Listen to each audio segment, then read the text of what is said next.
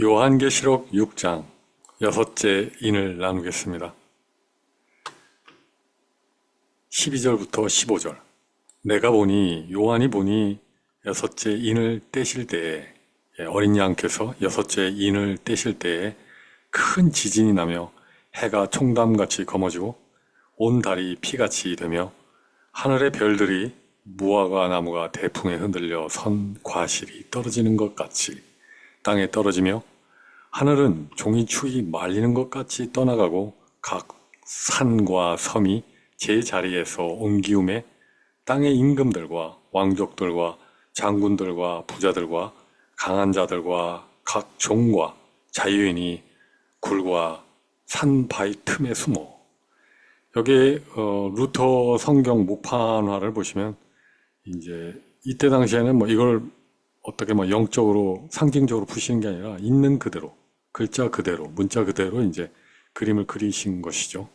그래서 이 해가 총담같이 검어지고 그 다음에 이 온 달이 피처럼 변하고 그 다음에 하늘의 별들이 무화과 나무가 대풍에 흔들려서 바람에 흔들려서 과실이 떨어지는 것처럼 이 이렇게 소행성이 이렇게 떨어지거나 아니면 별들이 떨어지는 유성우와 같은 그러한 일들이 벌어진다는 것이죠. 그리고 하늘이 종이축처럼 말리우고, 그러니까 이제 두루마리가 이렇게 말린 것처럼 하늘이 말리고, 그래서 이게 천재지변이 일어나는 것입니다.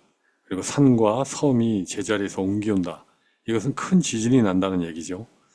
그래서 지진이 나서 이 뭐 이렇게 뭐 높은 사람이나 왕들이나 그다음에 왕족들이나 뭐 장군이나 부자나 뭐 가난한 자나 뭐 강한 자나 종이나 자유인이나 그 모든 사람이 이 모양을 다 보게 된다는 것입니다.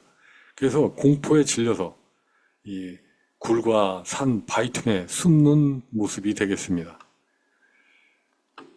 산과 바위에게 이르되 이 공포에 질려서 이 모든 사람들이 우리 위에 차라리 산과 바위가 떨어졌으면 좋겠다. 왜냐하면 보좌에 앉으신 이 하나님의 그 낯빛, 하나님을 어떻게 대면해서 살 수 있겠느냐. 이 어린 양의 진노, 하나님과 어린 양의 진노에서 우리를 가리우라, 우리를 숨겨달라 이렇게 얘기하고 있습니다. 그들의 이 진노의 큰 날이 이르렀으니 그들이 진노의 큰 날에 이르렀으니 이 누가 능히 서리요 하더라. 그러니까 이 모든 사람들에게 그 믿는 자나 믿지 않는 사람들이나 뭐 고의 뭐 귀화를 막론하고 모든 자들에게 임할 이 진노의 큰 날, 이걸 어떻게 하겠냐는 거예요. 누가 이 하나님의 작심된 심판에서 피할 수 있겠느냐 이런 말입니다. 그래서 여기 19세기 성경에 있는 그 그림을 보시면 그때 이렇게 무서운 이렇게 번개의 모양이나 이게 천체의 변화로 인해서 이 사람들이 이 바위와 굴 속에 숨는 모습이 되겠습니다. 그리고 존 마틴이라는 사람은 이 진노의 큰 날을 상상해서 그렸는데 이 커다란 이 산들이 그리고 이게 바위들이 무너지고 그 다음에 여기에 있던 이러한 도시들이 이 큰 지진으로 인해서 몰살당하고 무너지고 붕괴되고 사람들이 이 틈으로 이 지진난 땅 끝으로 그 틈으로 그냥 빨려 들어가는 그러한 참 진노의 큰 날을 상상해서 그림을 그려놓았습니다. 예, 여섯째 이는 천체의 격변 그리고 최후 심판의 전조를 의미하겠죠. 당연히. 그래서 천재지변으로 인해서 모든 기반이 흔들리는 것을 볼 수 있습니다. 종말의 절정, 분만기가 가장 고통이 심한 때죠. 그래서 종말의 절정의 분만기 때를 이제 상징한다. 그리고 이제 주님의 재림이 임박한 때를 의미한다. 그렇지만 이 진노의 큰 날이 실제로 실행된 게 아니라 선포되는 거죠. 실제로 실행되는 게 아니라 아직 진노의 큰 날이 이르르진 않았지만 곧 임박한다라는 말을 이렇게 선포하고 계신 겁니다. 그래서 하나님과 어린 양의 진노 앞에 만물이 무력해지고 피할 수 없는 심판에 압도되는 모습을 잘 표현하고 있습니다. 예수님은 세상의 모든 죄와 불의에 대해 최종적으로 엄중한 심판을 내리실 것입니다.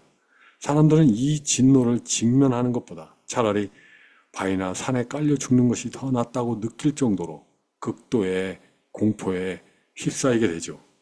하나님은 그런데 놀랍게도 이 진노의 큰 날로부터 성도들을 보호하시기 위해서 사전에 그들의 이마에 인을 치시는 장면이 다음 장인 요한계시록 7장에 나옵니다.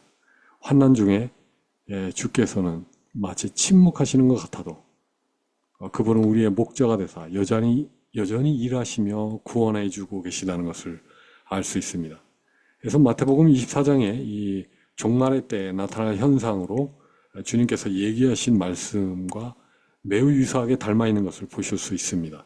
그날 환난 후에 즉시 해가 어두워지며 달이 빛을 내지 아니하며 별들이 하늘에서 떨어지며 하늘의 권능들이 흔들리리라. 누가복음 21장 26절 사람들이 무서워함으로 기절하리니.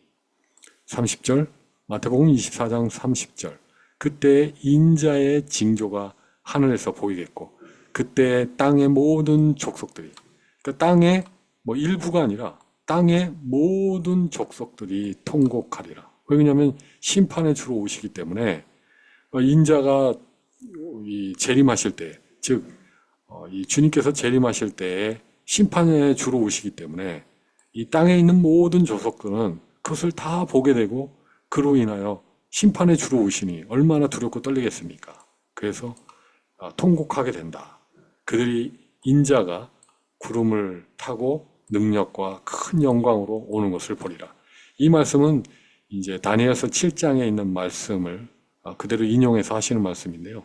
인자란 당신이신 예수님을 뜻하고 그 예수님께서 다시 오실 텐데 그때는 심판의 주로 오신다라는 것에 대해서 마태복음 24장에서 말씀해 주고 계신 것이죠. 어떤 사람들은 이렇게 말합니다. 예수님은 사랑의 구원자이시지 심판자가 될 수 없어. 하지만 요한복음 5장 27절에는 분명히 말씀합니다. 인자됨을 인하여 심판하는 권세를 주셨다. 예수님은 하나님이실 뿐만 아니라 사람으로 이 땅에 오셔서 우리를 대신해 죽으시고 부활하신 인자, 다니엘서 7장에서 나오는 그 인자, 심판할 권세를 받으신 그 인자를 의미하죠. 이 인자란 무엇입니까? 사람의 아들이라는 뜻인데 참 사람이라는 뜻입니다. 참 사람, 즉 마지막 아담이신. 그래서 우리와 같이 똑같이 이 육신을 입고 오셨으되 그러나 죄가 없으시고 그리고 우리를 위해서 대신 죽으시고 부활하셨기 때문에 그 누구보다도 정의롭게 심판하실 자격이 있으신 분임을 분명하게 요한복음 5장에서는 알려주고 있는 것입니다. 요한계시록 6장에서 여섯째 인이 열릴 때 하늘과 땅이 흔들리고 모든 사람들은 지위 고하를 막론하고 그 모든 사람들은 공포에 질려 외칩니다.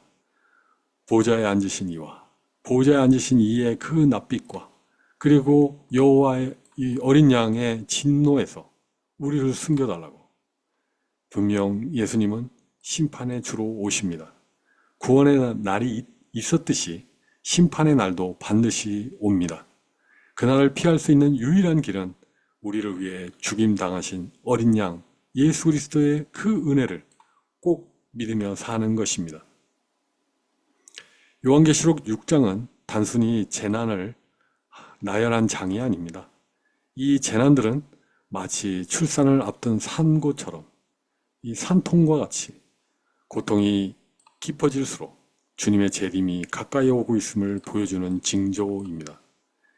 이 모든 일은 우연이 아니라 주님께서 구원의 계획에 따라 직접 이끌어가고 계신 역사인 것입니다. 주님은 지금도 인들의 고통을 통해 우리를 깨우시고 주님을 맞이할 준비를 하게 하십니다. 오늘도 우리가 붙들어야 할 분은 누구입니까? 바로 그 인들을 떼시는 어린 양 예수 그리스도이십니다. 그분 안에 참된 소망이 있고 진정한 평안과 영원한 생명이 있습니다. 할렐루야. 주님을 찬양합니다.